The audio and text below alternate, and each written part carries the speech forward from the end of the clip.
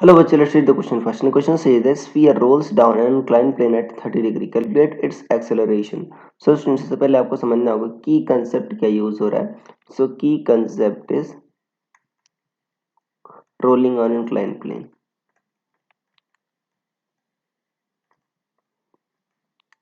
Rolling on inclined plane. ये use हो रहा है बच्चों की कंसेप्ट. और आपको पता है रोलिंग ऑन इंक्लाइंड प्लेन में क्या होता है. अगर मान लेते हैं कि एक बॉडी है बच्चों, वो थीटा एंगल पर ऐसे यहाँ पर रोल कर रही है. मान लो कोई भी आपका बॉडी, इसका आई क्या है बच्चों, आपका एम के स्क्वायर है. मोमेंट ऑफ इनर्शिया लेते हैं. मान लो इस बॉडी की रेडियस क्या है बच्चों, आर है. राइट, क्रॉस सेक्शन की रेडियस क्या है उसकी, आर है.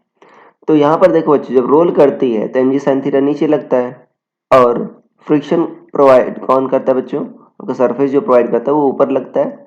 सो क्या लिखोगे, M G sine theta minus F is equal to M A for translation motion. और सिर्फ बच्चों आपका फ्रिक्शन का एक्सलेशन आता है क्योंकि एम जी कॉस थीटा नीचे है आपका, नॉर्मल ऊपर. सिर्फ फ्रिक्शन का आपका टॉर्क आएगा. So F into R equal to I alpha. I क्या होगा बच्चों, M K square into alpha. और देखो एफ को क्या लिख सकते हो, M K square into alpha by R. और ए क्या हो जाएगा बच्चों, आपका आर अल्फा होगा. सो अल्फा क्या होगा आपका, ए बाई आर.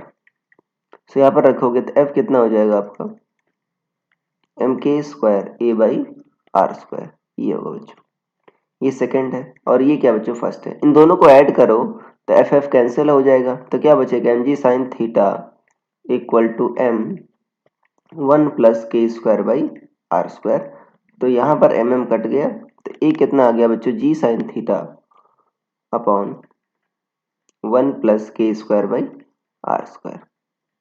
अब देखो स्फीयर के लिए बच्चों, देखो आई क्या होता है आपका एम, आपने क्या लिखा है 2/5. आपने ये भरा है ना, आई क्या होता है 2/5 एम आर स्क्वायर. इसी को आपने एम के स्क्वायर लिखा है, एम एम कट गया. सो के स्क्वायर बाई आर स्क्वायर बच्चों क्या होगा आपका 2/5. और थीटा की वैल्यू क्या है 30 डिग्री है. तो यहाँ पर वैल्यू रख देते हैं बच्चों. ये क्या होगा, G sine 30. G into sine theta मतलब क्या होगा 1/2. One one plus K square by R square मतलब 2/5. सो ये होगा G by 2 into 5/7. So 5g by बच्चों कितना होगा, ये 14. ये होगा, ये होगा इतना मीटर पर सेकंड स्क्वायर. अगर आप जी की वैल्यू 10 रखोगे बच्चों तो यहाँ से आप कितना होगा, 25/7 हो जाएगा मीटर पर सेकंड स्क्वायर.